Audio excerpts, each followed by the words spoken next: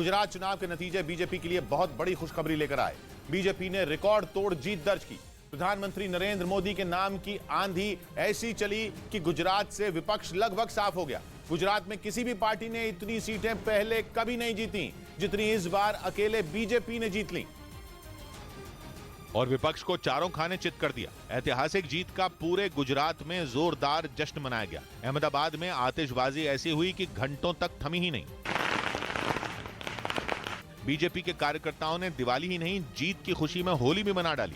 BJP की यह जीत इसलिए अहम है क्योंकि वो लगातार 27 साल से गुजरात की सत्ता पर काबिज है। दावा किया जा रहा था कि एंटी इनकम्बेंसी फैक्टर के कारण बीजेपी के लिए इस बार रास्ता कठिन हो सकता है, लेकिन बीजेपी ने तो जीत के सारे रिकॉर्ड तोड़ दिए। अब तक गुजरात में सबसे बड़ी जीत का रिकॉर्ड कांग्रेस के नाम था, जब उसने 37 साल पहले 1985 में 149 सीटें जीती थी। लेकिन इस बार तो बीजेपी ने 156 सीटें जीतकर उस रिकॉर्ड को भी धराशायी कर दिया। हालांकि एग्जिट पोल ने भी बीजेपी की बड़ी जीत का अनुमान जताया था, लेकिन इतनी बड़ी जीत की भविष्यवाणी किसी ने नहीं की थी। हालांकि न्यूज 18 के गुजरात अधिवेशन में बीजेपी के चाणक्य ने भी यही दावा किया था।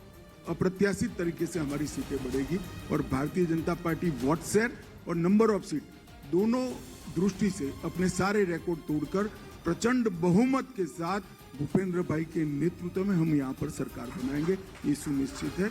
182 सीटों की विधानसभा में बीजेपी ने 156 सीटें जीत लीं, जबकि कांग्रेस केवल 17 सीटें ही जीत पाई। जबकि जीत का दावा करने वाली आम आदमी पार्टी केवल 5 सीट पर सिमट गई। लेकिन बीजेपी की इस जीत का सबसे बड़ा फैक्टर मोदी मैजिक को माना जा रहा है। प्रधानमंत्री नरेंद्र मोदी ने बीजेपी को जीत दिलाने के लिए ताबड़तोड़ रैलियां की और उनकी रैलियों का असर नतीजों में भी साफ दिखा। बीजेपी को जीत दिलाने के लिए प्रधानमंत्री नरेंद्र मोदी ने 39 रैलियां की थी। दावा है कि इन 39 रैलियों के जरिए 134 विधानसभा क्षेत्रों के लिए प्रधानमंत्री नरेंद्र मोदी ने सीधा प्रचार किया। इसके अलावा उन्होंने 2 रोड शो भी किए। रोड शो के जरिए प्रधानमंत्री ने 50 किलोमीटर लंबा सफर तय किया। उनके रोड शो को देखने के लिए लोगों में गजब का जोश देखा गया था। पहली बार गुजरात के चुनाव में त्रिकोणीय मुकाबले का दावा किया जा रहा था, लेकिन बीजेपी का वोट प्रतिशत कम होने के बजाय बढ़ गया। बीजेपी को 2017 के चुनाव में करीब 49% वोट मिले थे, लेकिन इस बार बीजेपी को गुजरात में करीब 53% वोट मिल गए। कांग्रेस को 2017 के चुनाव में 41% वोट मिले थे, लेकिन इस बार कांग्रेस केवल 27% पर सिमट गई।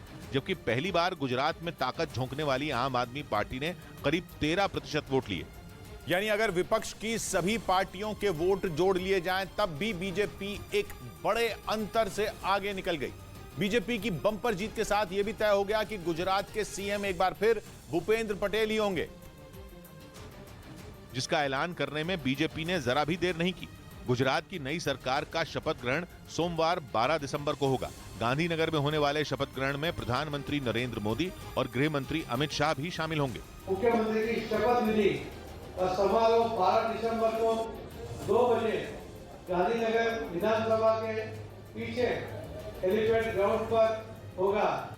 1995 के बाद से ही गुजरात की सत्ता बीजेपी के हाथ में। 2001 में नरेंद्र मोदी पहली बार गुजरात के मुख्यमंत्री बने थे, जबकि पहली बार चुनाव भी उन्होंने 2002 में राजकोट 2 विधानसभा सीट से लड़ा था। उसके बाद से गुजरात ने न कभी नरेंद्र मोदी को निराश किया और न ही कभी बीजेपी को निराश किया।